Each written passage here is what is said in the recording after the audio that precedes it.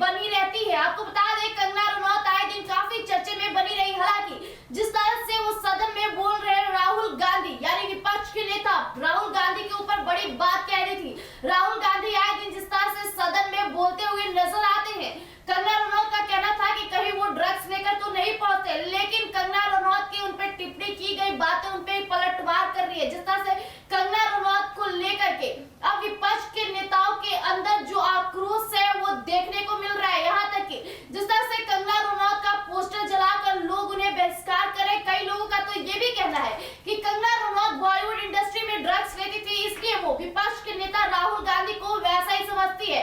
अब कंगना रनौत जिस तरह से एक्टिव मोड में जिस तरह से वो बुलंदी के साथ बोली, उतनी ही बुलंदी के साथ लोग उन पे आक्रोश करें। इतना ही नहीं, कंगना रनौत एक और बहुत बड़ी बात कह दी है जिससे लेकर अब न सिर्फ बिहार भारत में भी बहुत बड़ी हंगामे मच गई है, कई देशों में हंगामे मच गए हैं। जिस तरह से कंगना रनौत ने एक ट्वीट करके किसी बॉक्सिंग चैंपियन के ऊपर बहुत बड़ी बात कह दी। आइए हम आपके बीच साझा करते हैं कि क्या है मामला।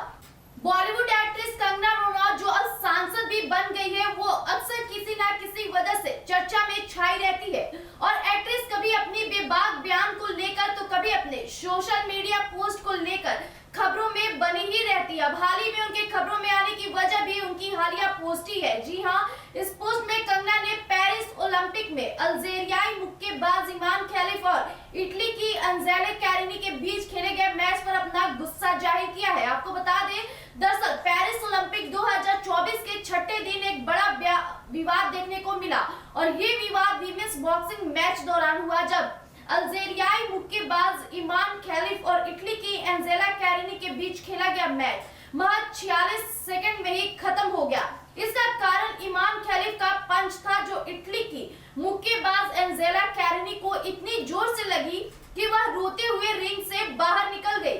अब एंजेला का ये दर्द पूरा देश महसूस कर रहा है। जी हाँ, वही इसी के बाद पेरिस ओलंपिक में एक नया विवाद भी सामने आया जिसमें इमाम खलीफ वह बॉक्सर है जिनके ऊपर आरोप है कि वह महिला नहीं पुरुष है। जी हाँ, इसी कारण इंटरनेशनल बॉक्सिंग एसोसिएशन ने उन्हें पिछले साल बैन कर दिया था।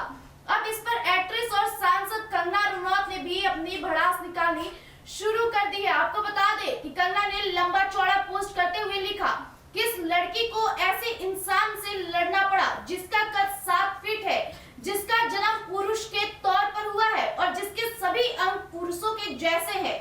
उसने कैरिनी को बॉक्सिंग रिंग में ऐसे हरा दिया जैसे कोई पुरुष शारीरिक लड़ाई में किसी महिला को पीटता है, लेकिन फिर भी ये कहता है कि ये लड़का नहीं लड़की है। इतना ही नहीं, अब आप खुद ही समझ जाइए कि किसने यह बॉक्सिंग मुकाबला जीता। कोई आपकी बेटी का पदक या नौकरी छीन ले, उससे पहले इसके खिलाफ आवाज उठाइए।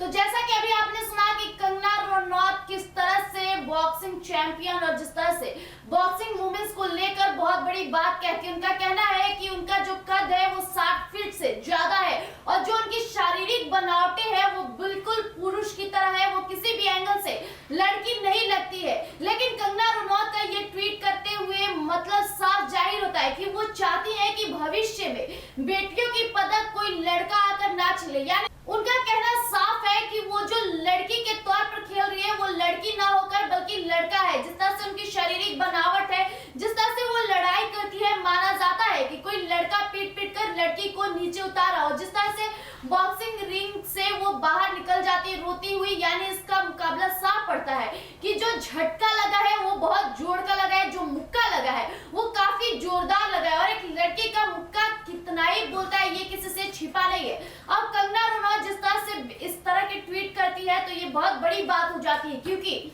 वो जिस पे ट्वीट करती है उनके कद को लेकर, बॉडी स्ट्रक्चर को लेकर। अब कंगना रनौत कब तक घिरी रहेंगी, क्या क्या मामले आगे सामने होंगे, हम आपके समक्ष बातों को रखते रहेंगे। तब तक के लिए आप बने रहिएगा एक न्यूज़ 24 पर। इजाजत लेना चाहूंगी, धन्यवाद।